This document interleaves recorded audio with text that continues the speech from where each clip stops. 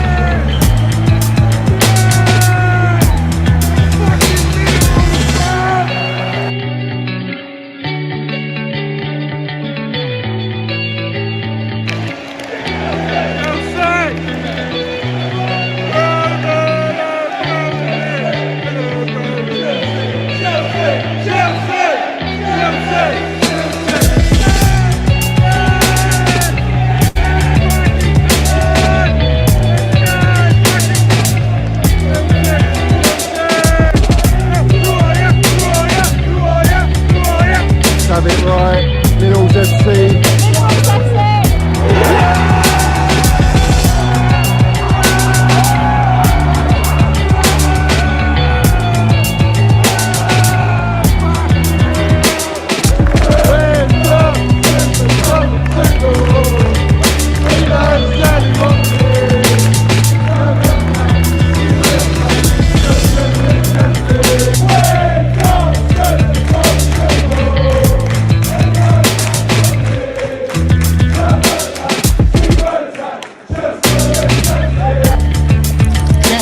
You got the minerals, yeah?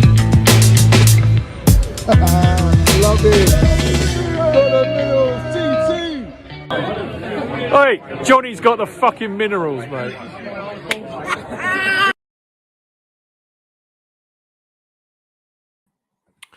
Yes, yes. How we doing? Let's have it right. Up the Chels, up the Minerals FC. You know what time it is. Time to land some minerals on all these brown envelopes. 100%. We're going to get into it. I got obviously it's my guest show, the Proper Minerals guest show. I got a quality guest by the name of Guni, Man Knows Football. I am excited to have him on. I've had the pleasure of being invited on his channel, and we've had some great debates and a lot more to come. But before I say anything, please like the video, subscribe to my channel. I'm very close to the 1K, so it's growing massively already, very quickly, and I'm very excited. And also, please like, subscribe to Gunny's channel, Man Knows Football, as well. So I'm going to get straight into it, and I'm going to introduce the man himself, the Proper Minerals guest, Guni, Man Knows Football. What's going on, people? What's going on? Thank you, Johnny, for having me back on the channel. Appreciate it. Of course, bruv. Of course. Do you know what I mean? It's great to have you here.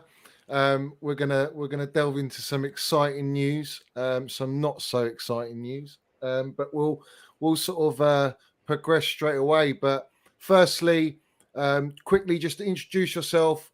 Most of my viewers will probably know you anyway, but just land some minerals on about yourself quickly, and then we're going to go straight into it.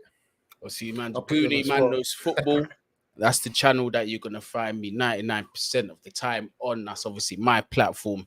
So make sure you do subscribe to that for the Chelsea news. I'm going to start adding some other teams in there as well. But you can also find me on Troops is back again.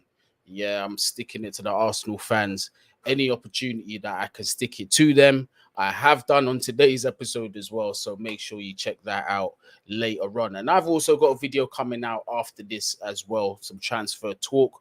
I'd love for you lot to check it out. But big up everyone that is in the chat. I see some familiar faces in there as well. You get me? Love that. Love that. And obviously, Guni's details, as well as mine, are in the description below. So during or after, hit the links, follow us, subscribe to us, and help us both grow, because we bring you quality content throughout all the way through the year. For Guni, 100%. He's been in the game a lot longer than me. This is my second week, and I'm enjoying it. But Guni, let's get into the news. Let's start off with Raheem Sterling, who is 45 million, it sounds like, that the announcement's imminent. It could be to later today, might be while we're on stream, or it might be tomorrow. I think tomorrow, personally. But tell me, thoughts on Raheem Sterling, thoughts on the price, and do you think that's a big signing for Chelsea? Well, I think, as long as he's at the bridge before they get on the plane to come over here in the United States, I think that's the most important thing. He needs to be with us on pre-season. We need to have at least one. And I think one is still kind of understating it a little bit. I would have been happier going in with possibly 2 or 3 of our new signings. But in terms of him coming to Chelsea Football Club, I'm not against it, and I've actually done previous videos way before we was linked with him. I think it was during January when they started making up the news about Raheem, and I asked the question how people would feel about seeing him at the club. I said I wouldn't mind having him as long as we had 1 or 2 signings that were signed along with him, and I still have that stance. But like, as a first signing in the transfer window, does it send a message out to other teams in terms of the quality that we're looking to bring into the team? 100%. So I'm definitely happy with it, bro. You know what? I actually said it first time on your channel about Raheem Sterling. It doesn't excite me. I don't think it's like a big signing, but I'm actually a little bit excited about it. I think the wages are a bit hefty, personally, especially when you got Mason Mount and Reece James contracts going on now, their negotiations. I think they're going to look at that and go, 300 grand, I think we're worth that as well. So I think Bowley's going to have a little bit of an interesting discussion. I don't know. I don't know though, Johnny. I don't know if I can agree with that, because look, in other circumstances, I'd most probably say 100%. But then you've got to look at what Raheem Sterling's done throughout his career, because like in that wage packet is 20 plus goals this season for God knows how many. He's been consistent. The amount of Premier Leagues that he's won. I know he ain't won the Champions League, but consistently getting to the depths of the Champions League, that type of experience that is bringing to the team. So it's understandable. And already what Manchester City are already paying him. I think it's already close to 300k or just touching that. But obviously, like any player, you're not going to really expect the majority of them to take a wage cut. And, I don't expect the same with Raheem Sterling. But for what you're bringing to the club, is it risky? 100%. But do other players have the right to turn around and say, well, hold on, if Raheem's getting this, why can't I get this? He's got the package behind him to warrant that kind of wage. You see what I'm saying? Well, I see that, but I'll throw this back at you. With Mason Mount, he's delivered for our club. He's got Champions League, Super Cup. He's been our player of the season for 2 years consistently and consecutively. Yeah. He's by far been our best player. And he's not, I think the way you got to look is he's not an academy prospect anymore. He's an established Chelsea first teamer, first name on a team sheet footballer, and he's an established England international, arguably first name on a team sheet. So when I look at that package, if we were looking to go and buy a Mason Mount, you're going to be paying a lot more than what you pay for Sterling on the transfer fee. Yeah, and I guarantee you'll be offering those sort of wages. So, in my opinion, I think if it's me, I'll give him the 400 grand a week, 500 grand a week.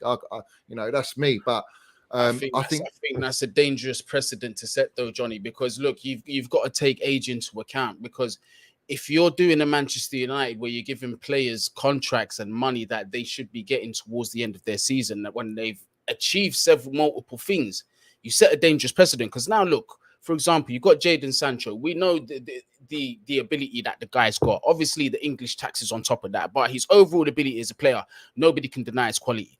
But for him at what? Was it 19, 20 to be getting 300k, 350k a week or however much he's getting?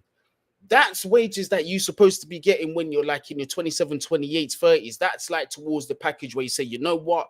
These are the elite this is what the elite players should be getting, the ones that have serially proved themselves. I'm not saying Mace ain't got the potential to do that, but I just think like you've got to work him up a system where he earns that. You see what I'm saying? I get that. I just think that he's been our best player by miles, and I think he's better than Raheem Sterling. I know Raheem Sterling's scored goals, but he's playing at Manchester City. He's playing the best team in the country for the last 5 years. So I have to see how Raheem Sterling brings his minerals to Chelsea. He's going to have to work a lot harder, and that's my question mark on him. He's not going to be playing with all these, worldies around him, so to speak. Well, we don't know that yet. Young players. This is the thing. I say this loosely. We don't know that yet because the window's not closed. We don't know that. Yeah, no, I agree. Yeah. But that will lead us on to. I mean, look, the bottom line is I am a little bit more excited about Raheem Sterling. I think he's going to add something great to our football club. And I think we're getting him in his prime. I think Tuchel's going to elevate him. I think players like Mace around him are going to elevate him. I also feel that he will be like one of our best finishers in that front three. I want to see Mace behind the front three so that we've got more options in the front three. And I want to see Kai Havertz in the middle. But at the same time, he's got to work hard. He's got to have that hunger. But we're getting him at 27 years old. I think Tuchel will elevate him.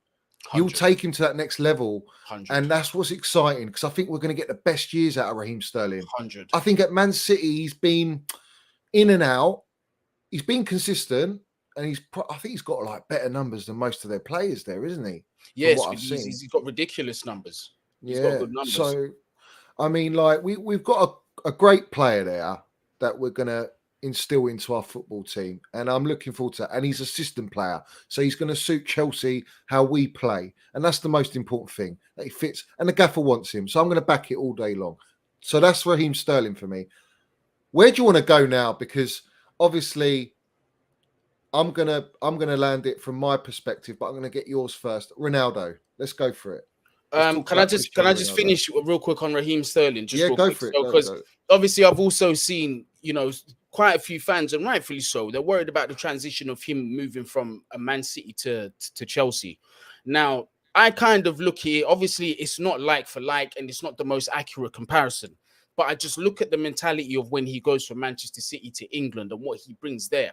And nobody between me and you, we cannot deny in the Euros, he was, if not one of the key players in that tournament. He was one of the leaders, 100%. And to see that and to still question whether he's got the mentality to make the shift back to London. Remember, the key word is back to London. His hometown, he's got his family, everything around him. The transition is not that difficult for him. It's not. And you know what? You just reminded me of something when you talk about mentality of him, and this is why I think Tuchel really likes him. Is when Manchester City were going through that court case and they could have been sanctioned and taken out of the Champions League. You heard about De Bruyne, all these players wanting to leave, right? Raheem Sterling came out and said, "I'm staying regardless." Now that's mentality, that's passion, and that's the kind of mentality that we want at our football club. So. I like that about him. And he's travelled about. He's gone Liverpool. He's come from London. He's gone Liverpool. He's gone to Man City. Now he's coming, like you said, back to London. I think we've got an exciting player in his best years. And that's what I want to see. We talk about bringing in experienced players. Well, this is one of them now because we've got a lot of young talent in our squad. And, and the experienced players that we have currently don't bring the minerals consistently. And I think Raheem Sterling will. And that's I agree. The mentality, no one should question his mentality. You're talking about, remember, a 27-year-old with 10 years at the top level. This is what I'm saying, at the highest level you can play. Because when he was playing at Liverpool, you saw the team and players that he was playing at, and he weren't a scrub in there either. He was putting out numbers. Got his move to Man City for 50 M's. Look at the numbers he put in there. One of 3 players to score 100 plus goals for Pep Guardiola, may I add as well. You get me? So we're not talking about a dickhead coming into this team, but we'll move on from Raheem Sterling. Yeah. I mean, look, he's in the bag as far as I'm concerned. Until he's holding up the shirt, I'm not going to go full blown. It's done. You get me. But you asked me about Ronaldo, though, didn't you? Yeah, let's go Ronaldo. Let's get into it. Because this is a situation where I can't help but look at it from 2 perspectives. There's the footballing perspective and there's the business perspective. I'm not an accountant. I shouldn't really care about it, but this is a situation where I have to because it might mean sacrifices in other positions. And where I say that is the rumor around him coming to the club. We knew that conversations were had between Mendes and Todd Bowley, because as you like to say, the brown envelopes have been talking about it for the past week. So obviously his name came up in conversation. And remember, the key thing here is that it appealed to Todd Bowley. That's who it appealed to. Yeah. And we've been told that Thomas Tuchel is the one who's going to have the final say. And as far as I am aware, unless you lot know something that I don't, I haven't heard an answer from Thomas Tuchel. But how would I feel about him coming to the club? Now, the footballing perspective, you got to look at what he's going to... Where do we want to sign him for, first of all? I'm assuming centrally. So we need a player that's going to get us goals. Is Ronaldo going to get us goals? Absolutely. Yeah. We need a player that's going to sniff out the position to get the goals. Is Ronaldo going to do that? 1,000%. It's everything around it. Because let's not pretend that when Ronaldo's on the ball and he's trying to beat a man, it's not painful to watch sometimes. Let's not pretend. He's 37 years old and you cannot beat time. So sometimes when his ball retention is poor, he loses balls sometimes at the important stage of the transition on the counter-attack. He'll slow down. Like, these are things that are going to come with him.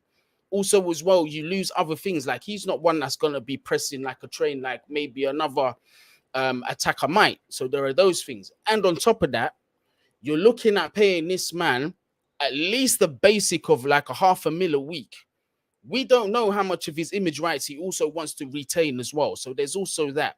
There's also the signing on fee that he's going to ask for. Yeah. And now this brings back the question to the wages now, like you said, because yes, Ronaldo has won everything there is to win and he's a legend in the game. But when you're talking over $500,000 a week, you're now talking comparisons from your highest earning player to this guy is talking a difference of 200K.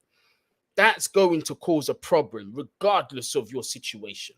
So that's where I see the issues arising with Ronaldo. Is he worth the risk for me? With everything weighed out, including the age, not for me, bruv. Can't do it. Listen, I agree. I agree with what you're saying.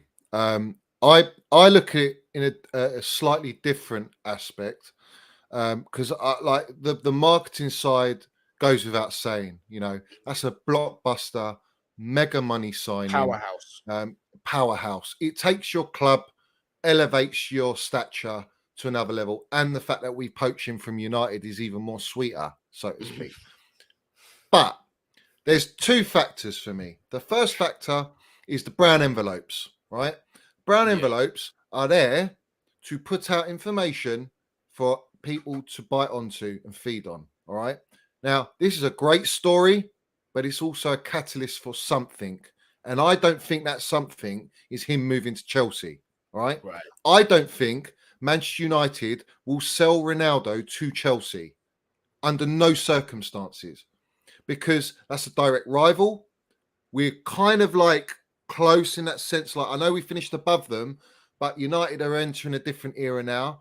They're trying to play a different style of football and a different kind of philosophy and culture with Ten Hag now. Ronaldo don't fit into that, clearly. But also Ronaldo wants to play Champions League. He wants to break records. He wants to keep records. My United mate tells me that all the time. It's not always about just winning trophies, but he's won all the trophies. It's more about him just like beating Messi, really, and being in that bracket. Messi will be playing Champions League. If Ronaldo stays at United, he's not.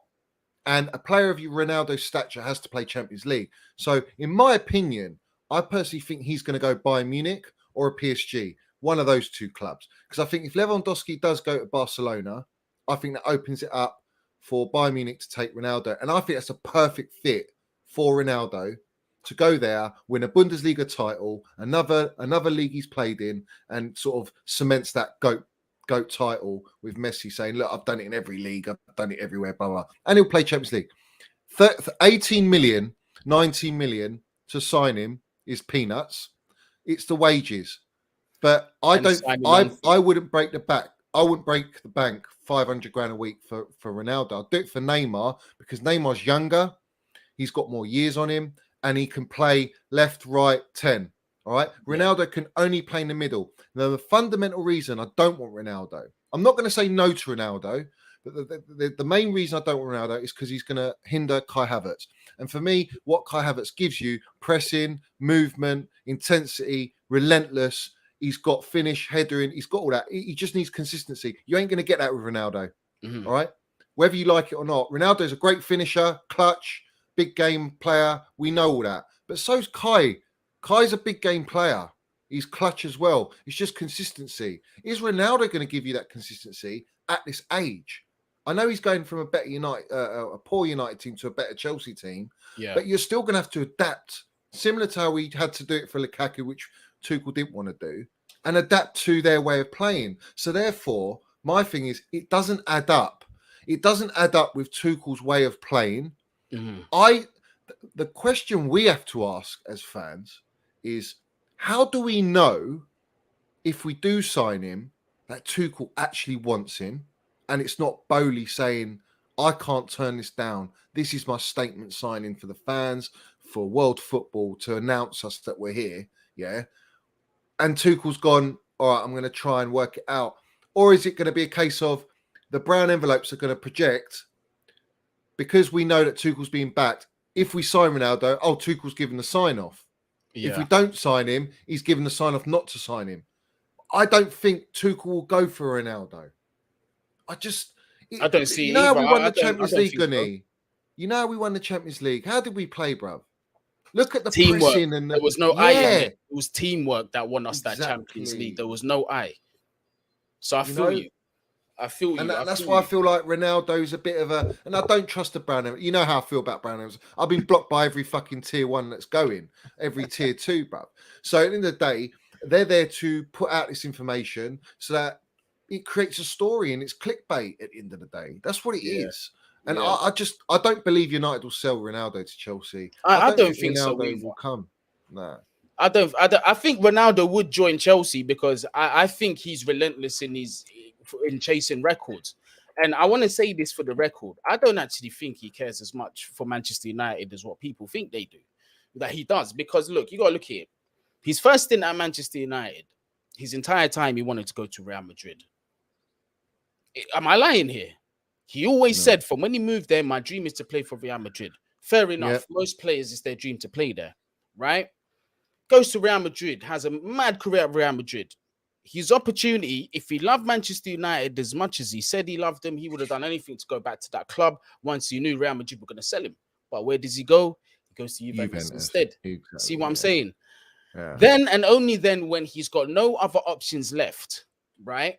He gets his agent to force the rumor that Manchester City want to take him at the club.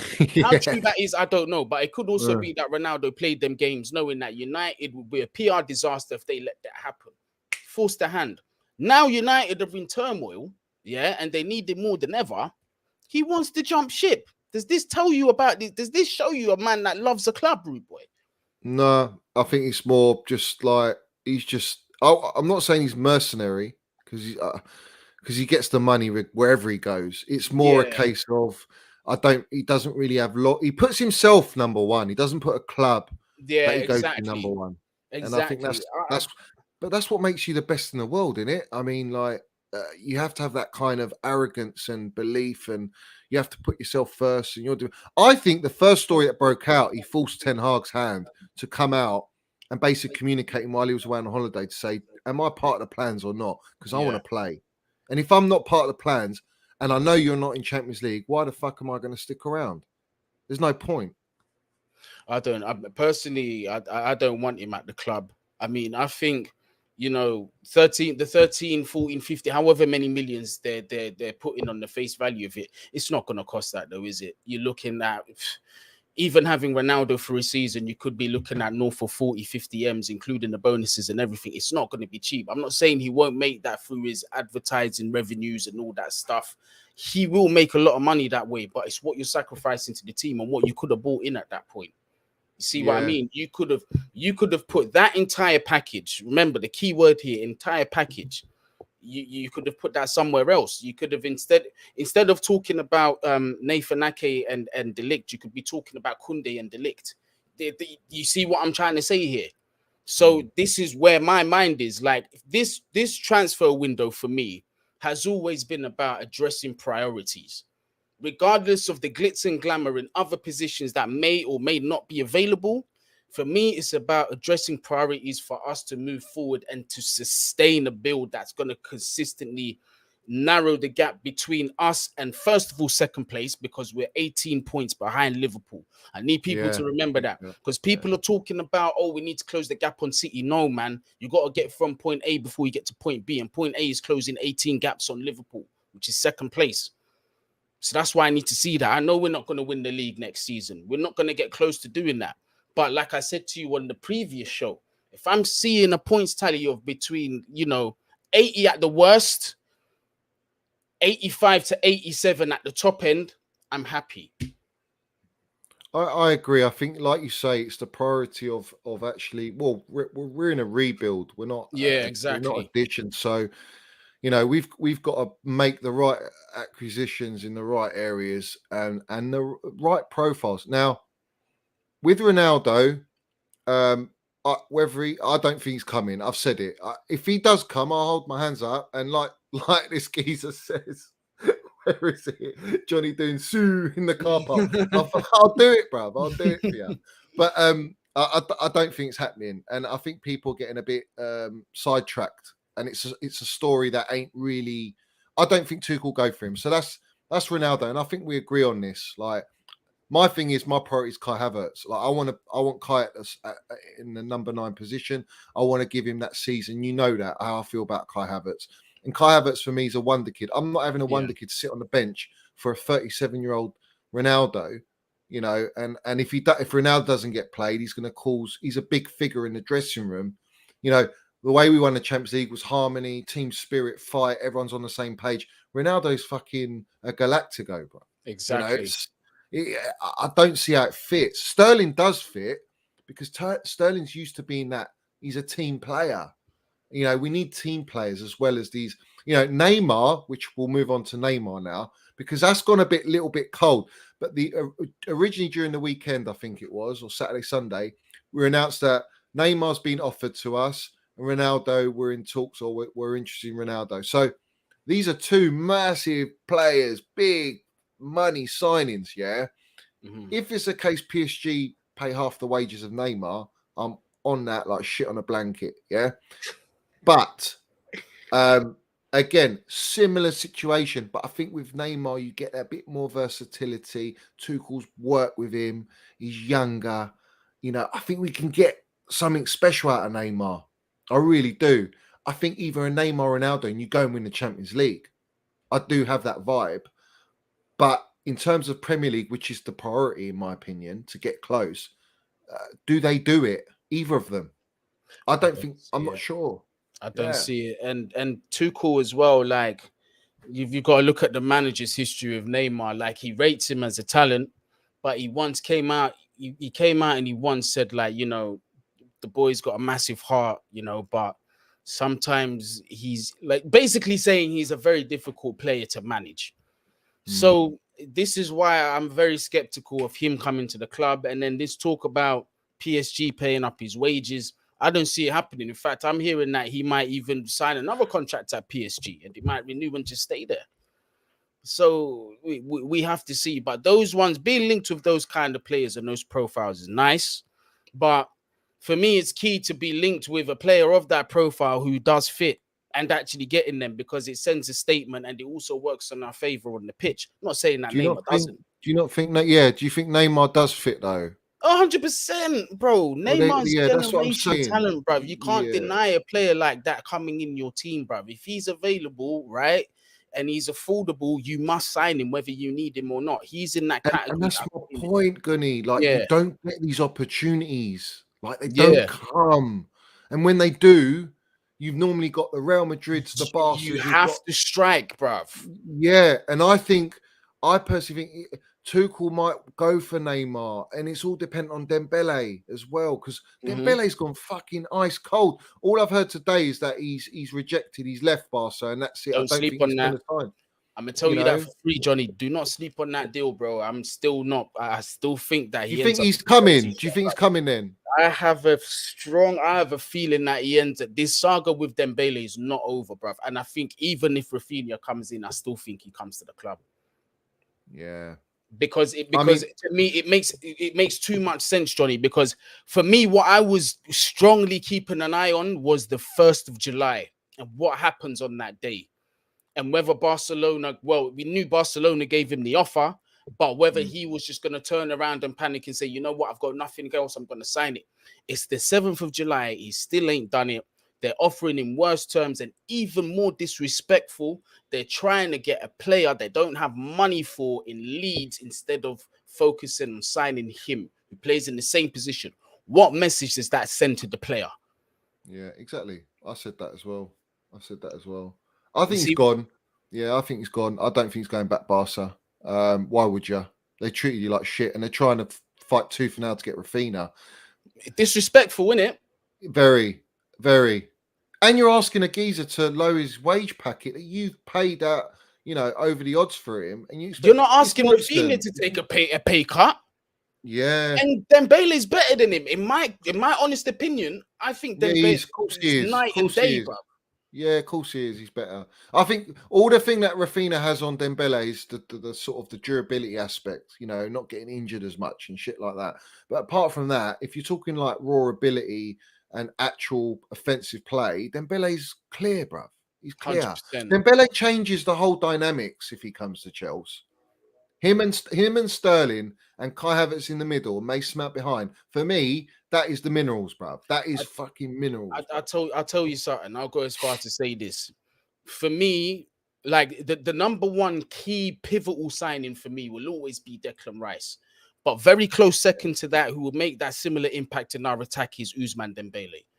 Purely because of the bow this guy's got to his strings. He's the most... on his day, there's nothing that this guy really can't do.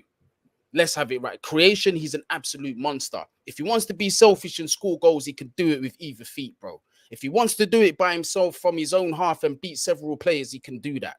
Yeah.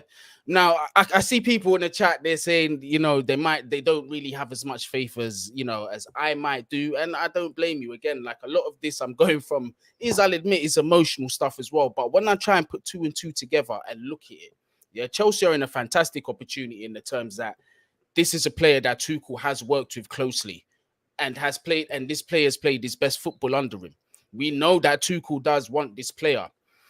He's available on personal terms, aside from maybe the sign-on fee, which will naturally be expensive. But on personal terms, you're not normally getting if he's under a 3 or 4 year contract. We can now say to him, look, Barca are offering you like 117,000 euros a week. Take 200. I know you're not happy with the 200, but you're taking 200 British sterling. You ain't getting anywhere else, are What's this? You're taking 200,000 sterling British pounds a week. Yeah, I know you want more than that, but if you can perform to the ability that I know and you know that you can pick them up in bonuses. Because if you perform, we're good. Yeah, and if we're good, you get paid. Who's saying no to that? I think.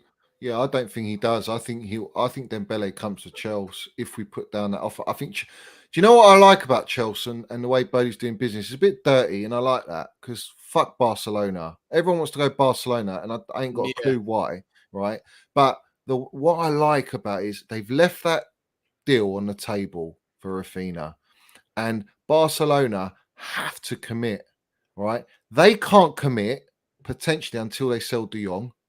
Right. Yeah. They've offloaded Dembele's wages. Right. But essentially, I think if they want to sign Raphinha, they've got to basically get De Jong sorted because I don't know where they're getting this money from. They've just about registered Christensen and Kessie. Yeah.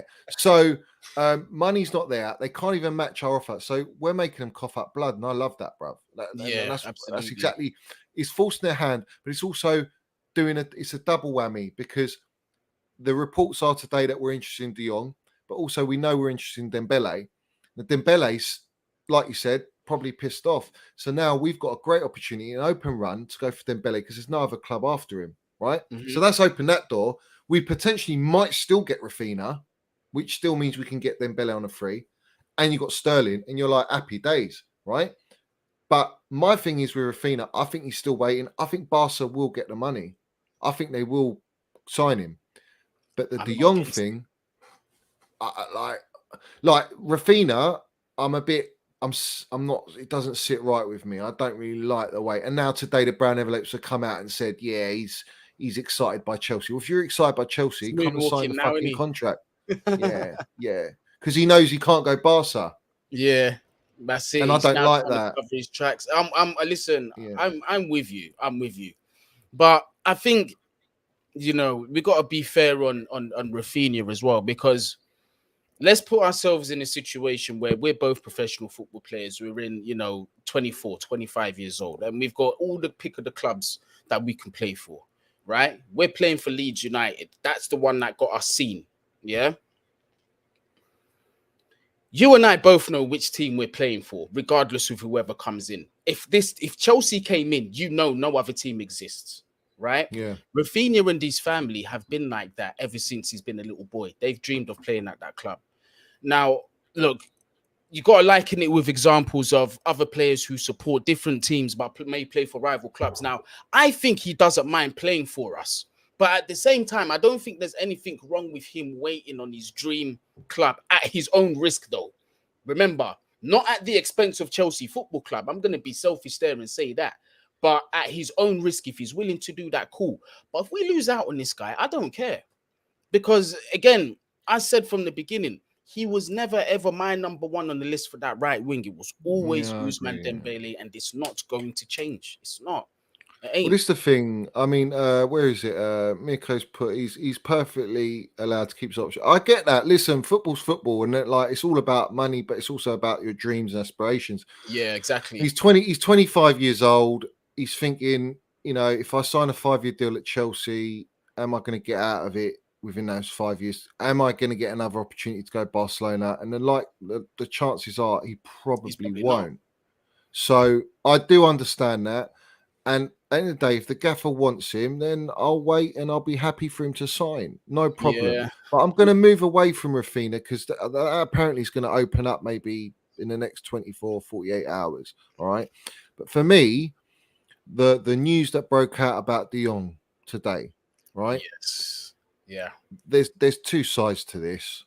I think it's a way of us sort of. I think it's helping Barca in selling him to Man United because Man United and Barca are at a sort of like locked horns position at the minute. And it's down to United. They've just got to pay up and get him. Apparently, De Jong is happy with all the terms, the personal terms, and that's sort of there in agreement. But Chelsea are well within their rights and fully capable with the minerals to go there and land a bid and pay the wages that he wants and sign him.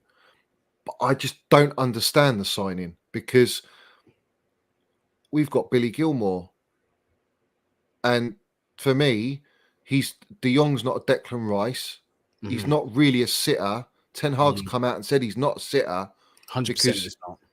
So it's like, well, where does this signing make fucking sense? I'll tell you, Johnny. I'll tell you where it makes sense. For us to compete with Manchester City in 3 or 4 years' time, right? I think that's even a bit long. Yeah, I think we have to shorter than that. We have to have quality in depth, mate. And sometimes you've got to take them as they come. And I think we've got to ask ourselves these questions. This is the litmus test I always put myself on, right? The player that we're linked with, is he better than what we've got as a central midfielder? Just forget about a DM. As a central midfielder, is he better than 90% of what we've got? I'm asking you. What? Who are you going to compare to? Kante and Kovacic?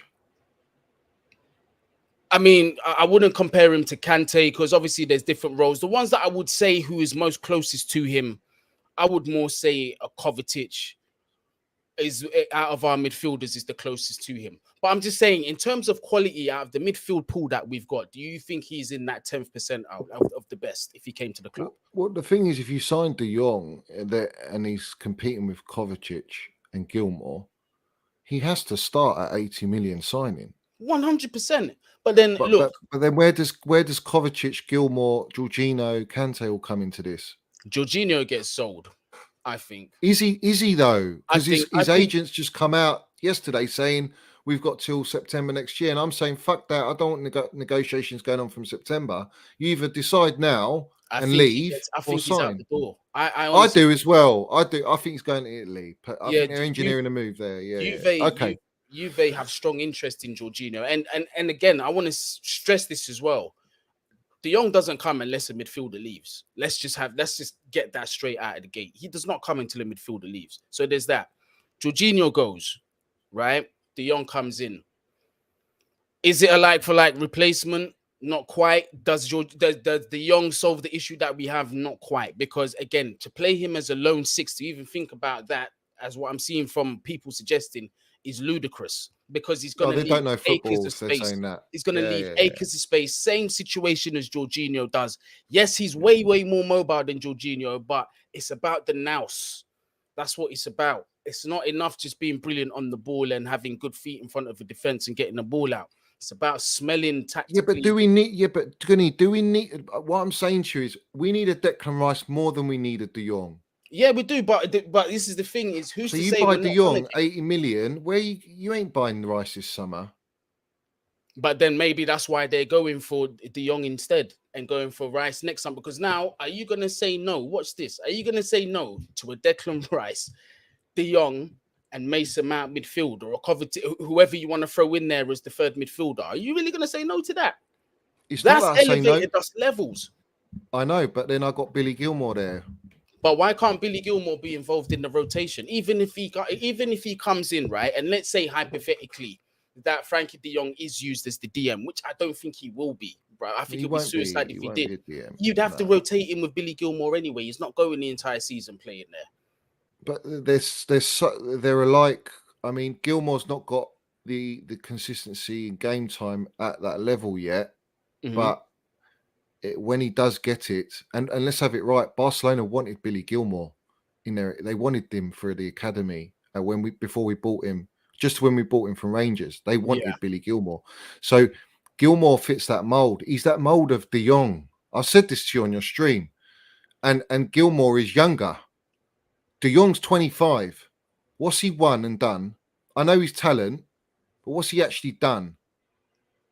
Because I haven't seen him Champions League. I haven't seen him win it or bring that. I'm gonna defend him. I'm gonna defend him here, and I think he's just not being managed well. Honestly, I just don't think he's being managed well at Barcelona. I don't think they've used him to his strengths. Even when they signed him, it's just going back to what we were saying. They were earmarking him as a Busquets replacement. Why are you doing that? Immediately, if that's why you're signing him, you've got it wrong off go. Why are you Barcelona signed him? They wanted talent, bruv. They just went and picked. You see what I'm saying? Yeah, so but that's Barcelona. How's it going to work, right? But this is the point, because you asked the question: how is he going to work if he's being shoehorned into this Barca system in a position that he's not? That's not his natural position. We all know. I know. You know. His strengths are going forward, more advanced up the field. Yeah. Well, he's been likened. Him and Mason Mount have been likened to Johan Cruyff in the sense of their speed of thought, their game intelligence, being in the right positions before the opposition player gets to you, being able to dictate the gameplay. Very similar, very quick. And De Jong is that, Mount's that. But my thing is, if Tuchel wants him, and definitely wants him, then we will go out and put a bid down and sign him, essentially. I think he'll come to us because we've got Champions League football and Man United don't. I know it's Ten Hag there and it's Manchester United because they're still a fucking global institution. You know what I'm saying? Biggest clubs in English football, yeah? But it's about the time now, not rebuilding for 2 years for De Jong when he's 27. He can come into Chelsea. He can have a crack at the Champions League this season coming with Tuchel. We've won it. He's seen the manager that we've got. It's a new venture. If we go and get Matthijs de Ligt, there's a Dutch connection. Ake as well, Dutch connection. It ticks a lot of boxes. And the style of football Tuchel plays will suit De Jong. To a T. I think to a T. Whereas United haven't got the players. They don't have the players now. I think we built. Honestly, I think there's several players. If he comes into the team, that we build it around. He's one of them. Mace is gonna be one of them as well. I think that midfield is where Tuchel is gonna be building around, and he's gonna be looking for a lot of opportunities from that central position. I can't think of many players in the world that suit it better than De Jong, bro. Honestly, I swear down. That's how I feel. Well, Well, this is the thing for me. De Jong and Gilmore. Right, Gilmore.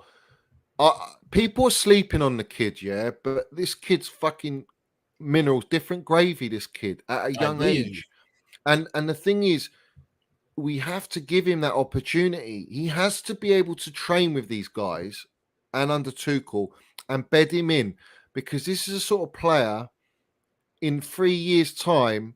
He's going to be levels, mate. There's not many players in world football like De Jong and Gilmore, is what I'm saying. There's very few players like that with all those attributes, and we've already got one of them. I think they're compatible. This is the thing. I don't think it's an evil. It should be an evil. It shouldn't be an either all situation. I think they're compatible in the midfield collective, bro. I just don't think in the two. This is why I'm so. Yeah, it's got to be in the three. This is why I would love to see that midfield free, because now, at least this is what I'm saying, Johnny. My thing is not having this permanently long term, because I've got to accept that Declan Rice, there's a huge chance he's not coming over to Chelsea this summer. But so I've got. So my thing is if we're likely to get him next year, get De Jong in now. If that's what Tuchel wants, play De Jong, Billy Gilmore at the base of it, and your third midfielder. We can rotate that way. This is what I'm saying. You can play that way. I don't think it's going to hurt. I don't think it's going to certainly not going to be as bad as what we saw this season in some periods. I think anyway. You know what I said, that the key has always been Declan Rice, all right, because he's flexible, yeah, and how we can play. But also another key, if we can't get Rice, but we're still able to play the back four, is signing a Koundé Delite Ake type player who can play back four and back three, all right? Yeah. If we can get those in, which it looks like quite serious that we're going for Delite. He's both footed. Mm-hmm. I mean, he predominantly tackles with his left foot, but he plays with his right. It's very weird. I've watched him and I've clocked that. He's a leader, and I think we need those sort of minerals in our back line. Koundé, I love and I want him, and I still think we could get him. For him. I'd love him at our team, bro. Yeah. So again, both footed, versatile, can play with them wing back. So, you've got an option of back four, back three, wing back potential replacements, or even fucking DM, who knows? But my thing is, you can do that and still get a De Jong, and we might get through next season. My thing is, I'm not trusting the brown envelopes. Yeah, that's it. Because De Jong, for me, is like set in stone. He's going United. It's like, that is Ten Hag's number one player. I know, he knows that player. You have to remember, De Jong that's not his number one destination. No, I personally think he doesn't mind leaving Barcelona. He just don't want to go United, bruv. If it's a Man City coming in, he's off. I think if it's a Chelsea coming in, he's off. I swear. I mean, listen, I think if Chelsea go in, he'll come. But De Jong is waiting for 70 million wages owed from wage cuts during pandemic. That's what's holding up Barca. That's what's holding up. But Barca are trying not to pay it. Now, Barca are crooks in the game. So we know that. They've got some TV right, blood money, brown envelope money, being thrown in so that they can go and do whatever they're going to do. This club is the most... Listen, Real Madrid and Barcelona are the most corrupt clubs in world football, along with Manchester City and along with PSG. Chelsea have been basically sounded out as that blueprint, right? That we're the worst club in the world when we're fucking not. Not even close. Remember just having flashbacks of bad clubs. Do you remember Parma and them clubs in Serie A back in the day? Yeah, absolutely, mate. Yeah. Crazy, mate. Match fixing, Juventus, AC Milan. You know what I mean? Conte was in that. Filthy, mate. Filthy. Brown envelopes, mate. Brown envelopes. That's what it is. All over the gaff. They're everywhere. They also help construct deals. They're there to help, get deals over the line or help clubs to buy players and sell players. There's too much money involved in football, bruv. That's why everyone's trying to get involved, man. It's mental. I don't trust any of them. They can all fuck off. Every single one of them. You can't. Although I do have to listen. I've got to big up Simon Phillips though. He's no. Simon Phillips is a geezer. Yeah, I know him. Yeah, he's proper. Top boy. Yeah. He gets a lot of stick. But anyone coming at Simon Phillips, don't come at him, man. He got all the Dembele stuff way before everyone. Mm-hmm. Way before. Mm-hmm. Nathan Ake way before. You know, I'm not. he's a top boy, and he does his job well. And he does it quietly and with a bit of humility. These other guys come in there like they're in a strip club. You know what I mean? Going like that. Yeah, exactly. You know what I mean? It's like, come on, geezer, let's have it right. I think but the De Jong situation, I'm not against it. I think it's because in the long term when I look at it, because that's important, yeah. In the long term when I look at it, I think that is quality and depth that we're gonna look back on this signing and say, you know what? In hindsight, we didn't need him at the time, but thank God we have him. Because that's what we need in this squad, quality and depth, bro. Man City have got it down to a T. We need to be doing that. And I wanted to ask you something as well, Johnny, because I know I've only got 10 minutes left here. Think about this now. Imagine we do play with the back five, yeah? Yeah. And hypothetically, we've got the centre-back trio, De Ligt, Thiago Silva, and only because we're linked with him and Tuchel likes him, and Nathan Ake, yeah? Mm-hmm. In front, you've got the pivot of De Jong and pick whoever your second midfielder, whether it be N'Golo Kante, whoever you want to pick. If Ake steps out into that defensive midfield position and makes that a midfield free, and then it goes into a back four when De Ligt and Thiago Silva are the two, is it really that bad? When you look at it from that tactical perspective? No. Listen, I think Ake's a good signing. I think he's a very good signing. I'm not completely. He's a lefty. He's a lefty, so it's like bro. I swear, I'm not Premier League coming to the Premier League experience. He's won the title with City. I know he wasn't like a massive figure in that title-winning team, but he scored quite a big goal, if I'm right, or a couple. You know, he crept up. He was Bournemouth's best player, hence why City went and bought him. Because like I said, when he got injured at Bournemouth, they went to pot. They went to shit. Yeah, they got relegated. So. I think Ake's and Tuchel's admired him since Dortmund, I think. So, you know, he has. There's history there, and I can understand that. Anyone who does listen, I don't care who we sign because it's about what Tuchel wants. And I know if Tuchel gets what he wants, we're going to be balling regardless, whoever it is.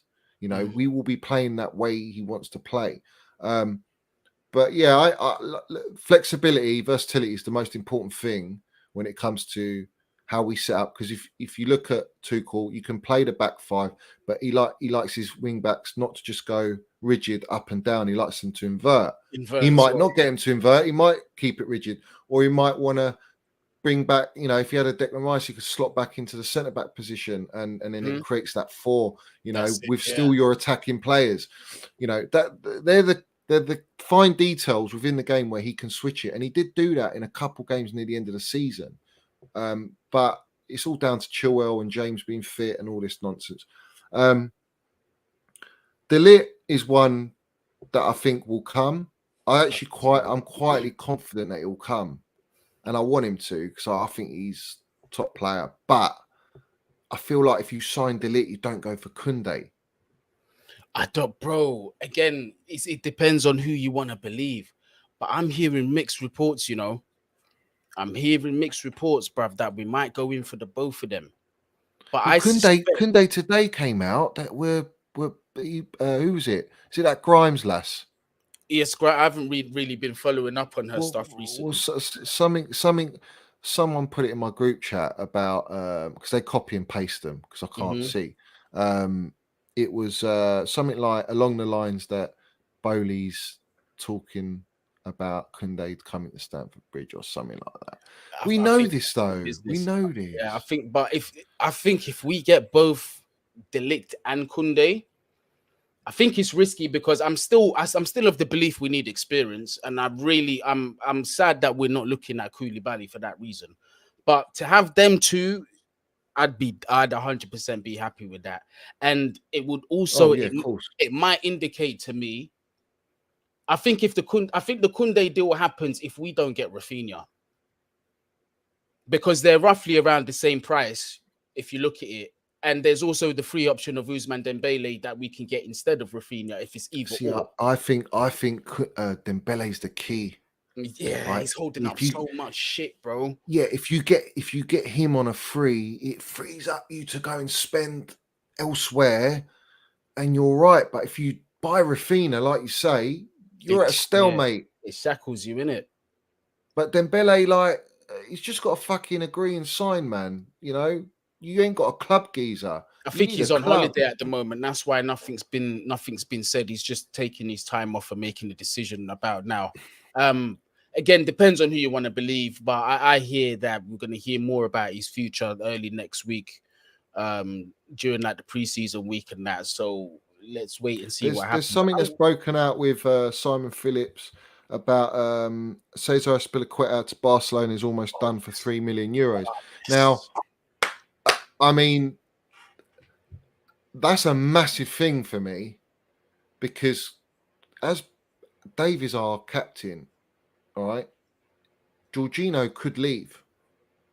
Yeah, You know with where that vice goes. and captain, yeah, both captain and vice captain out. Yeah, so we're into a whole new ballpark, new era, and I'm excited because I think it's gonna be Minerals Mount, But I captain, think, James Rice. let's have it right, Johnny. Right, and I say this with the utmost respect about Dave. I'll never disrespect or put dirt on this man's name. I love him to bits.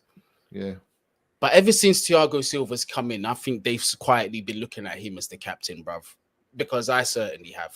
I think he's taken over the reins of the leadership, and that armband was kept with Dave as a mark of respect and not to really embarrass him in front. You see where I'm coming from. But honestly, I think the real leader in this, especially in that defensive line, has been Thiago Silva, and I say that respectfully about Dave. But it is time for him to go before it gets to a situation where it becomes like an Ivanovic situation, and I don't want to see that, bruv, because we saw how much he suffered in his last season. Don't want that for as. I don't think Dave's got the legs in him to play Yeah, consistently. And exactly. I think he'll just be on the bench the whole time. And I think going to Spain, being Spanish, and being able to play a slower tempo suits him. And I think he'll do very well. But yeah, maybe the gaffer gives the captaincy and then gives the vice to a Mount or whatever Yeah, I think so. to ease it One of the in. couple boys will get the vice, but I'd be very, very surprised if anybody outside the Thiago Silva got that armband. I'd be very surprised. I mean, like I think Mount will get it, but we'll see what happens. What the gaffer You decides. you gotta look at it like, are you gonna have a 21-year-old captain in a 37-year-old, bruv? I don't. Well, he's 20. It's Mount's 23. He's 23. 23, isn't Sorry, he? but even still, it's Yeah. not much of a difference. Like as a 37-year-old, you're like, I know you're gonna have to accept it, but you're just in your heart, you're gonna be like, bruv, I should really be having that armband, you know. Well, That's this is why the thing. It depends. If you play the back four, Thiago Silva's not playing back four, bruv. he's not though. Yeah, he's not. You're right. You're right. You're right. So But it's again, I like he's think not going to play as many games. I don't know. We'll see, we'll have to see because again, like It's all with the down to the Ligt and signings, isn't Kunde, it? yeah, with the Ligt and Kunde, then there's also the back four shout. You know what I mean? So we honestly don't know what's gonna happen. But I think the smartest thing to do, and people might not agree with me, is if we're for sure not getting Declan Rice, and we are getting De Jong, we go with the back five. One of those centre backs steps out into that midfield to screen it. I'm not expecting him to be world class at doing it, but competent. Someone who's got the instinct to sniff the danger, who's got the instinct to, to stop the counter attacks, who's technical enough to play a pass that's not going to be overhit or underhit or not going to reach their player. Someone who can foundationally do the basics well. I think Ake falls into that. I think Kunde falls into that as well. I think he's a very complete footballer. I even think to an extent De Ligt falls into it as well. Although I think he's more of a pure defender than the other two, I do think that link with him and De Jong would work pretty well. Obviously, you've got that Dutch connection Yeah, there. I think it would work. yeah, I think it could work. Listen, there's a lot of twists and turns, but I'm not going to set my mind on De Jong whatsoever. I think he's an Yeah, exciting player, but I'm not going to entertain that nonsense until it gets to a serious point where we've actually put a bid down and it's, we're in actual negotiations. I think a lot of things lie on Dembele, Raphinha deal. Does Dembele rely on Raphinha going to Barca? If Raphinha comes to us, do we forget Dembele? There's counters on every aspect. The lit. Do we get Kunde Raphinha? Do we get Kunde? Ake for me, I think, is coming in with Sterling. So I think those two are like done deals, and I think they're great additions. He might not they're though. not. I have to throw that in. He might not though, because apparently City are looking for about 50 M's for him, and I don't think Chelsea are too keen on paying that. Well, that's a rip off, but when he hasn't hardly fucking played, has he? Yeah, He absolutely. I don't think I'd Yeah. be too happy hearing we spent that on Ake, to be fair.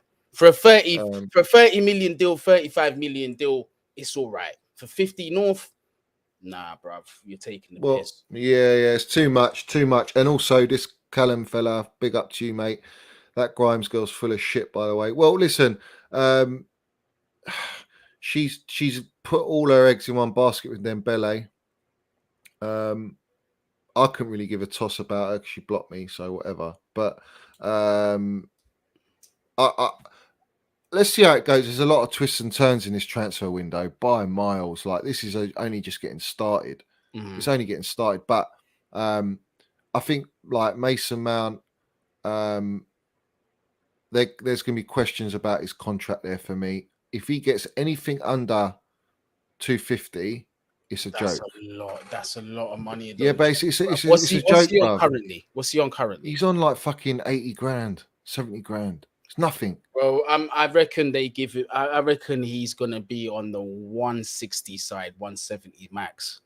And I don't. But Guni, do you realise like you've got Man City, Liverpool, Man United, Barcelona, but Chelsea all after him. Chelsea are going to take advantage of the fact that he's one of the few players that's not going to sign for them. He knows he can probably get more elsewhere, but he won't. Mace is Chelsea through and through. No, I know he's Chelsea, but it's a dangerous game to play with players. You're basically insulting their worth. Because listen, you're giving Mace 200k. Reece James is going to ask for that or maybe more. Geezer, they've just seen Sterling coming for 300. But again, they've got Werner on 290, Lukaku on 440. That's the problem. This is why. And look how they're performing for Chelsea. This is why, bruv. This is why Werner needs to go, fam. Because he will go. He needs to go, bruv. Yeah, while that model still stands, it's a threat to our dressing room in terms of those wages. He needs to get out the door. 100%. The message that sends is a bad one, especially for incoming players, because you know for a fact Raheem Sterling's agent lent on that one. He leaned the fuck out on that one. He said, how's this work out? Timo getting 270, bro. I need 300, 320, something like that. It's going to happen. Yeah. Listen, I think there's a long way to go. I think Bodie's got to tread very carefully how he does it because he's trying to make big signings. Players, you're talking about fucking Ronaldo's on 500 grand a week. Neymar's on 500 grand a week. And you're not going to offer a player that is through and through your club who your manager wants to build around, nowhere near those wages, not even half their wages, is a fucking joke. I don't care. You pay what these players are worth. You pay what they're worth. You know, just because he's out of Cobham, it should not be the case. That player's cost you nothing. It's cost you nothing. But any excuse, and not just Chelsea, any football club have to pay you less, they're going to. That's just how business works. If they smell an opportunity to give you less money, they're going to do it. That's just how the economy's run, bro. You take Mason Mount out of your team, and you'll have to search fucking high and low, and you still won't find a player like him in world football. Fam. Oi, look at this comment. I don't know if this is true. Human Kebab just put up. Ronaldo's on 775k a week, according to who? Matt Law. Listen. Don't bring him to the club. We might as well have bid for Mbappe if that's what we're willing to pay for. Did Matt Law? Because he's blocked me. I can't see his tweets. Can you see his tweets, Guni? Let me check because that to me sounds absolutely wild, mate. Yeah, but listen, Neymar, Messi on like $1 million a week, or Messi's on, and then Mbappe's on like $1 million. Mbappe's on $1 million a week. Oh, I bet Messi is as well, man. Come on, that's Messi. Yeah, of course, but PSG are different, bruv. I reckon. Listen, this is only an opinion. I'm not saying this is fact, but I think they do a lot of their business off the books. They definitely do a lot of. Yeah, of course they do. They're brown envelopes. Yeah, whatever you're seeing on face value, you gotta add a bit more to that because remember, Man City. Do you remember what they done for Mancini? Yeah, I think they gave him like 20 mil on his birthday or something like that. Yeah, correct. You see what I'm saying? That's madness. Yeah, Todd Miller. Nah, listen, Todd Miller, that's my brother. I know he's not chatting shit. 510k. So I didn't see Matt Law posting 775, but if anybody's word I'm gonna take that I know in here, Todd Miller's not gonna lie, 100%. Well, listen, Human Kebab, if you can actually say that he's on 500 grand or 7 or whatever it is a week. Nah, he's right because Stretford End Red is saying Ronaldo clears 500k after tax. Fuck. That is shit. So that makes sense then. That is ludicrous. Nah, you can't bring him. You cannot bring him to Chelsea. You can't. That's what I'm saying. It's not going to happen, Gunny. There's no way. It's financially There's no way. And ridiculous, mate. Yeah, people are sweating on Neymar on 500 grand a week, and this guy's on 775. Come on, bro. Nah, it's not happening. You've got to throw that in the bin. That one's in the bin. Johnny, I ain't got much time left. Unfortunately, I've got to go. But I am gonna be a lot more available now. I know I did message you the other day about that thing, but I'm gonna be a lot more available now, innit? But bro, today's chat was good, man. It was engaging. Of course, bro. I enjoyed it as always, bruv. Like, you know, two brothers going back and forth and respecting each other's opinion. You get me? That's what it's about, mate. That's what it's about. But thank you for coming on, Geezer. Thank you very much for coming on, and we'll do another one. Like, and I've got to get you on the show again, man, because my subscribers did massively enjoy having you on, so we've got to bring you on, bruv. 100%. Yeah, no problem, Geezer. No problem at all. I love that. But listen, if you need to shoot, duck out, no problem at all. I'll do my outro and all that nonsense, and like I say, we'll do one. You know what I mean? We'll sort it out. Either way. 100%, bruv. You know, but people put in the comments like your feedback on our stream, and because I know that on Guni's side on his channel, we had great feedback. But obviously, like and subscribe to Guni's channel because he puts content out daily, and very good content indeed. Not so much daily through the transfer window, but I have still been putting out. Well, man. Like even if it's like your own separate videos, it's not like a live stream. You put you put a lot of content out, and so just do me a favor, subscribe to him, and support him because he's a top geezer. You know what I'm saying? I appreciate and that, we'll do a lot, Guni. We'll do a lot. Forward, man, this is only just the beginning, people, man. 100%. You're going to be seeing a hell of a lot of me and Johnny working together, whether it's on my channel, whether it's on this platform. We're definitely going to be working, bruv. And Johnny, you already know this, bruv. Like, before you started the channel, like about a year ago, I was getting onto you. I was like, Johnny, bruv, please, I need you to jump on my channel. I need to collaborate. So now here we are, bruv. I got what I asked. So it's been a long time. You did. I've been on to Johnny for the longest. Like, I'm a massive fan of his stuff. But listen, people, man, thank you very much for the love in the chat, man. Big up every single person that has been commenting in the chat and giving the interactions to Johnny's channel. Please make sure you smash that like button for Johnny. Also, subscribe. I heard you say you're close to your 1K. And to get your 1K so quickly, bro, don't sleep on that, man. That's a massive achievement. To get 1,000 subscribers is not easy. So let's help him get there, people, man. I'm going to send some of my subs your way. I'm going to be going live tomorrow, so I'll definitely be telling them to subscribe to here. Let's get you up to a K, man, to 1,000. Love that, Guni. I appreciate that, my man. I appreciate that. Top geezer. Yeah, Thank you very much. Up the Chels. I'll see you soon, geez. Yeah, man. Peace out, my brother. Take care. So there you had it. Guni, top geezer. Come on my stream, landed his minerals 2 and 4th with me. I thought that was a quality stream. Guys, please let me know what you think in the comments of the show. It's very important. We spoke about a lot of good things, and just landed our minerals and what we think about the current situation around our football club. As always, please like the video. I don't think I'm on that many likes, and I'm a bit taken, but like it's been so positive recently, and I don't even know what we're on here. I don't even know what we're on. But please, can you like the video? It doesn't cost you anything. Just get it up as high as you can. And if you haven't subscribed, please subscribe. Like literally, I am very close to 1,000, which is, like Guni said, it's a massive achievement. And it is. I've been in the game for 2 weeks. So to get close that quickly is a massive respect to everyone that's watching and supporting my channel. But yeah, like I say, keep it going. Lots to break out in the future. This is quite a quick stream to what I'm normally used to. This is like an hour stream, which is nothing. I've been doing like 2.5 hour streams, so this is quite refreshing to do one a little bit quicker. But if you want, before I go, put some questions in the comments, and I'll answer some questions quickly for you. And obviously tomorrow I'll be doing my my live call-in for all you fans to come in and have your say. So tomorrow is a live call-in on Friday, probably between about 5:30, 6 o'clock, I would imagine. I will be doing that live call-in, and we might have some breaking news in that slot where we can talk about maybe the actual signing of Raheem Sterling. The official announcement might come our way.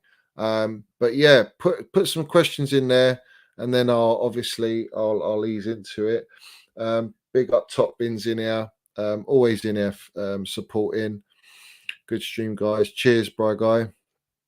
100% get Guni, but yeah, I will. Like, I'll be going on his as well, because we've had some great streams. What have you put here? Great street, bro. Proper chat. Big up yourself, Johnny. 1K soon. Keep saying it, but big things coming for Minerals FC up the Chels. Yeah, thank you, British Patriot. Thank you. Like getting this close to 1K is madness. What do I think of the new kit? I'll be real with you. I'm not really a kit geezer. I don't really wear kits. I used to when I was younger, when I was a kid and that, but not really. I don't really buy kits unless I get them signed or whatever. I got some signed kits and that. But this kit, I think it's the third kit, the one that's white with blue stripes, looks like beachwear. Don't like it. Horrible. The home kit, I like the simplicity of it and the plainness of it. I like plain stuff. But that collar, mate, is whoever designed that should be sacked. Shocking design. Add some material, something. Make it look like a polo collar or something. Do you know what I mean? Like a button-up polo instead of that stupid nonsense. I think Nike, the way they design our kits is just. Who are these designers, mate? They make other teams' kits look good, look smart. Do you know what I mean? But when it comes to Chels, it's just absolute bullshit. Absolute bullshit. But yeah, I'm not into that. Not into that. Big up Johnny from the from USA. Yeah, nice one, Steve. All the way from US. Whereabouts in the US are you, mate? Big up to you in the US. Nice to have people out there supporting all over the world. I think I've got people all over Nigeria, Australia. It's just lovely. It's lovely. I mean, that's what it's there for. It's there. You can hear me express my thoughts on everything. Obviously, as the season starts, it's going to get heavy. It's going to get heavy. Yeah, nice one. North Carolina. Nice one, Geezer. Big up to everyone in North Carolina. Make sure you tell them about the Minerals. Yeah, get the Minerals FC out there. Get the Minerals FC out there. Bring Lewis on for a Thursday sparring session. Yeah, I will. I'm going to have Lewis on. Don't you worry about that. Don't you worry about that. Big up, Lewis. Talking of the US, will you be watching any of the preseason matches? Yeah, of course. Of course. I always watch I'll always watch pre-season. I'll watch any Chelsea game, really. Any Chelsea game. But yeah, so I might do like a question Q&A one stream when I feel like it. I did a big stream yesterday with Tony, Chelsea SW6. And that was a massive stream, a long stream. We're up on loads of platforms on that one. And I'll be doing a weekly with Tony. I'm definitely going to do more stuff with Guni. Goes without saying with Lewis and everyone. So there will be a lot of content coming out as I get through, and just building the channel up. The support's been immense. So, like I say, if you can help spread it out, the channel, and feed it out, you got mates, rival fans, get them in here. You know, tomorrow's live calling. I'd like to have some rival fans in here. If you've got mates that are rivals and they want to come on and have a say, and they can talk about their club and whatever, then I'm very open to that. And likewise, just spread the content out. It helps. It helps. Minnals is obsessed with Kai. Listen, I back Kai Havertz, mate. I mean, he's a fucking baller. He's a baller. He's a wonder kid. I want to see him flourish next season, and show everyone what he's about, because people don't understand the player we got in Kai Havertz. And I think once you do understand it, and once you start to see it, you're going to say, Johnny, you were right. You were right. And when I see minerals in a player, I will back it 100%. And Kai Havertz has got minerals. Mason Mount is the minerals. Yeah.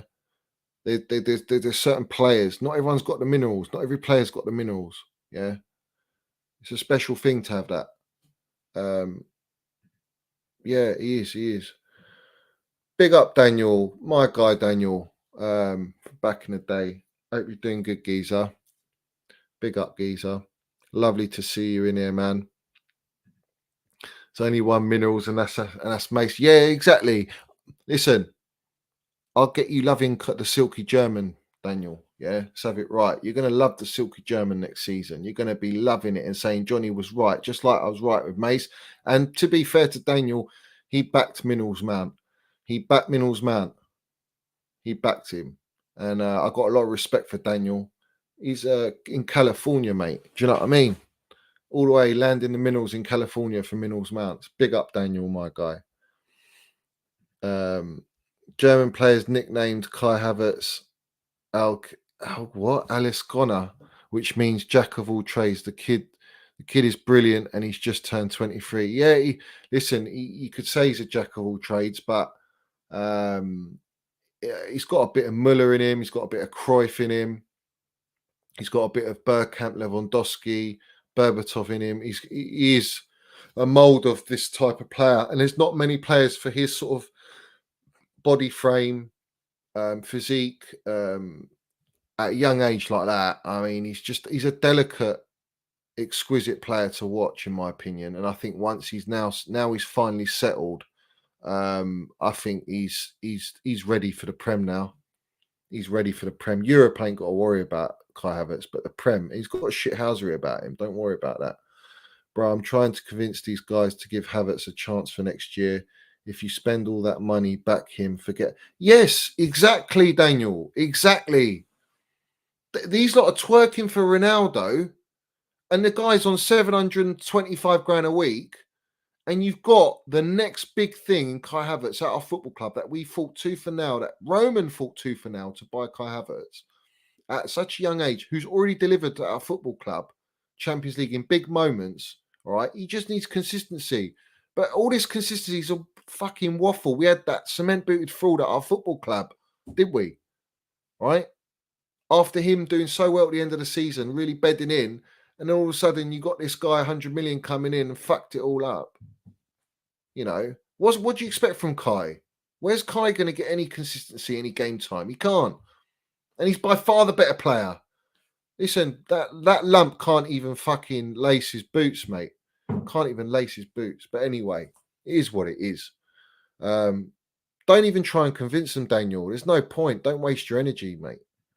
If they don't rate Kai Havertz now, then like they don't rate Minerals Mount, you know, and they hate to be wrong. That's the thing. Just got in, can't wait to rewind and hear what I missed. Chelsea, our boys, big up to you. I saw you in here last night. Thank you very much for being in here. It was a great chat with Guni. Like and subscribe his stuff as well. His handle's in the description below. Did Johnny say Mount is better than Sterling? This waffle eyes. Well, listen, I can say what the fuck I want on my channel. And yes, he is. Mason Mount is better than Sterling. Put Mason Mount in Manchester City's team and he'll be getting all them numbers. Without a doubt. Without a doubt. So I don't want to hear that nonsense. Don't want to hear that. Kai looked a lot physical, stronger last season. Big improvement on his first season. If he kicks on again, he could get really good in the league. Yeah, he will. He will. It's just consistency. That's all it is. This goal was the closest thing, like I said, to Bergkamp. That goal was phenomenal. I was at that game. That was a phenomenal goal. What a goal. World class. Havertz will dominate with Minerals Mount. 100%, mate. 100%. All day long. All day long. They've got the best chemistry out of all of our attacking players. Mason Mount and Kai Havertz they've got a very strong bond, those two. And chemistry wins you titles, wins you the big trophies, because it's that chemistry that pulls you through, that connection, that telepathy. Like back in the day, obviously, big up Stretford End, get me to 100 likes, please, people. Being a United fan, it reminds me of, say, Dwight York and Andy Cole. The chemistry was always there. You look at Drogba and Lampard, chemistry. Anelka, Drogba, chemistry. It just clicks and it wins you titles. We haven't had that for a long time. You don't spend 75 million placing with 30 euro. Yeah, facts, mate. Facts. 100%. It was. That's your opinion, mate. But I mean, Mason Mount is Chelsea's best player, whether you like it or not. And Sterling has got a lot to. He's got a lot to prove coming to Chelsea. It's one thing playing in the best team in England that hasn't won the Champions League, and coming to a 2 times winning Champions League team, a recent Champions League winning team, a young team under just as an elite manager that are in rebuilding. So let's see what minerals he brings. Yeah, Bowley and Barca. Well, that's probably to do a deal with Aspilicueta, Dembele. Could be both. There could be a sweetener there. I don't know.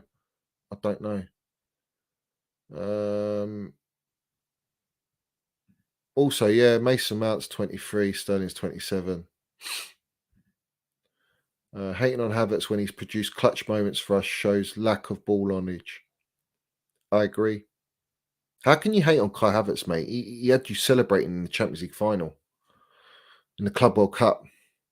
Without Kai Havertz, you don't win it. And Mason Mount. And yet they get hate. They're the least of our worries. Fucking, they're the talents that we've got.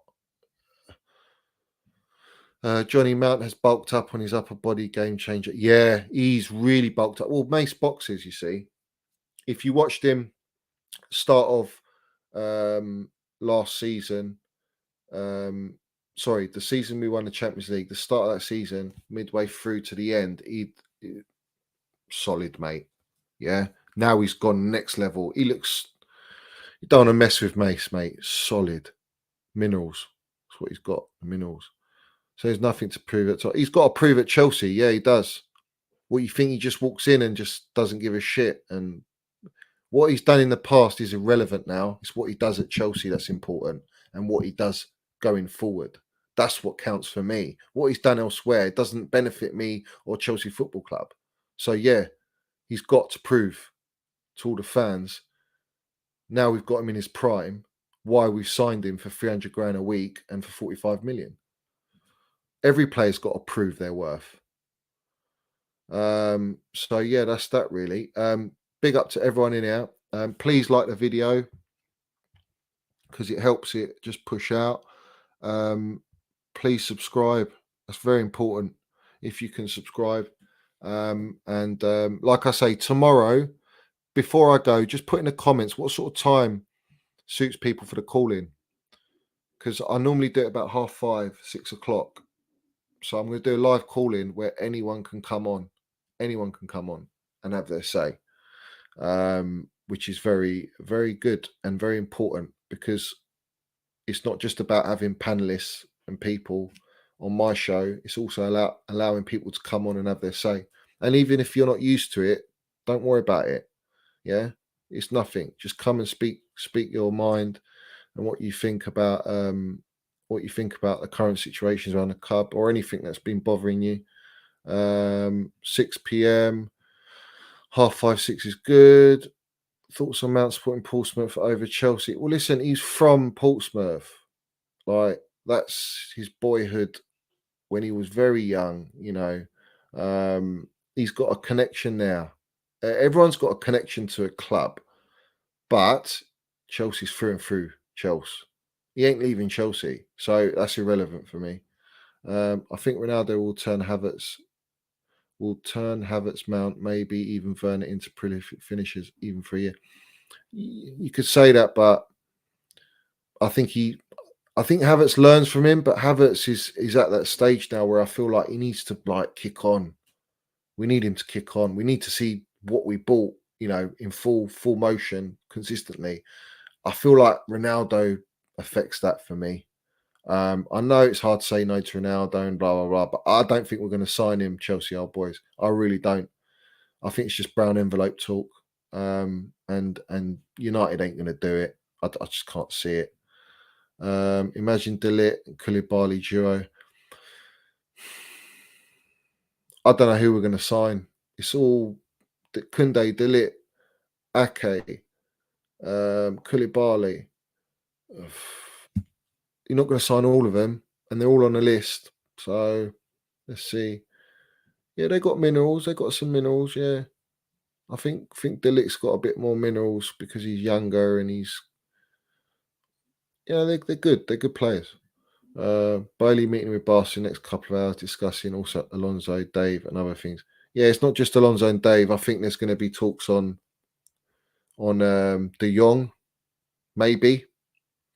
What deal? Maybe he's going there to throw in Alonso, because I watched this journalist who reports for United. I can't remember his name. He done like a 10-minute video. Very rarely do I watch these guys, but he seemed fairly genuine. But he basically said like United are being held up by Barca, but Chelsea's interest is genuine, whether you believe that or not. And they're looking at 2 players involved, but the 2 players, Barca don't want that. Barca want the full money. Now, those 2 players are Alonso and Dave. That could be put in part of this deal. Could be one to keep an eye opener for. Because if it knocks you off 20 million, Alonso 10 million, Azpilicueta 3 million euros, that's 13 million off that 80 million euro price tag, you might have a deal there for De Jong. You might have a deal there. Maybe this is one under the radar and we're going to swoop in. I don't know. Bailey's landed in Barca. Yeah. I've just explained that. Any defenders you fancy in the Prem as alternatives? Max Kilman, Sancho, Webster, for instance. Maybe Webster. Sancho, I don't really rate him. Kilman, potentially. Whoever the gaffer wants, mate, honestly.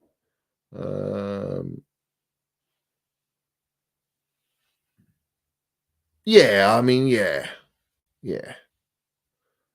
There's more to it because that could be just done on a phone call. I agree. There's more to it. Dembele's confirmed leaving Barca. Would you take him over? Yeah, I would. Yeah, because he's on a free. I think he's a better player. He's younger. I think he's about a year younger, but he's played at that top level and he's different. I know he's injury prone, but they're not major injuries. They're like muscular injuries. So, if we look after him, it might be all right. But yeah, I'd have Dembele over Raphinha. Raphinha's 65 mil. That's a lot of wedge. And we're giving it to dirty Leeds. I don't like that. But anyway, whatever. Yeah, exactly. So anyway, I will do my my live call-in tomorrow. Potentially 6 o'clock. If you don't follow me on Twitter, hit the notification button on YouTube, and then every time I schedule a stream, it will alert you, and you'll be able to jump on and watch or replay, whatever. But at least you know there's a video out there. And also subscribe. I hate saying it, it's so annoying. But it does help. Sometimes if you don't say it, no one will do it, and that's the only reason I have to keep repeating it. But yeah, it's very important that you subscribe, because it helps me grow. I'm really close to 1,000. I'm very excited about that. It's like Guni said, that is a massive achievement, really. In 2 weeks, that's fucking that's madness. But live calling tomorrow. I look forward to that. Hopefully, I'll see you guys in here tomorrow. And we can talk Chels, and we'll talk. I'm sure there's gonna be news breaking out. So, like I say, thank you for being in here. As always, like, I've got a lot of respect for all of you guys in here. I'm very thankful that you're supporting me and my channel. It means a lot to me. A lot of good things to come. A lot more guests to come. And again, as always, keep the blue flag flying high. Up Minerals Mount, because he's my baller. Yeah. Fuck all the brown envelopes, as always. Yeah. And all the haters. And up the Chels. Up the Minerals FC. Let's have it right. Take care, people.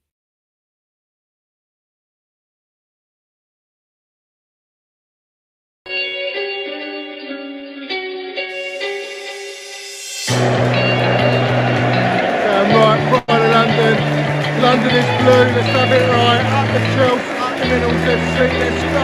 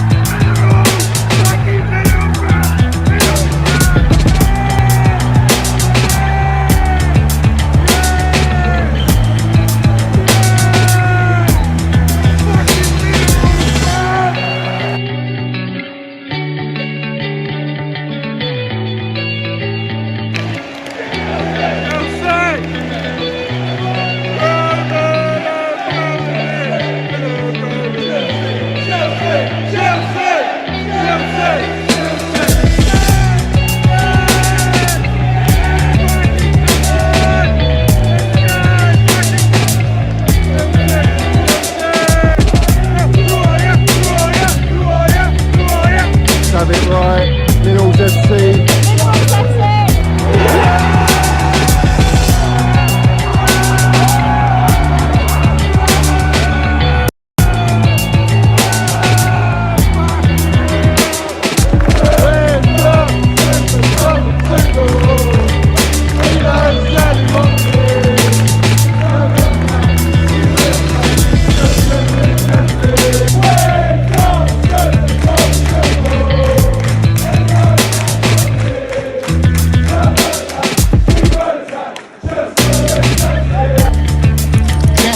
You got the minerals, yeah? Love it. Got the minerals, TT. Oi, Johnny's got the fucking minerals, mate.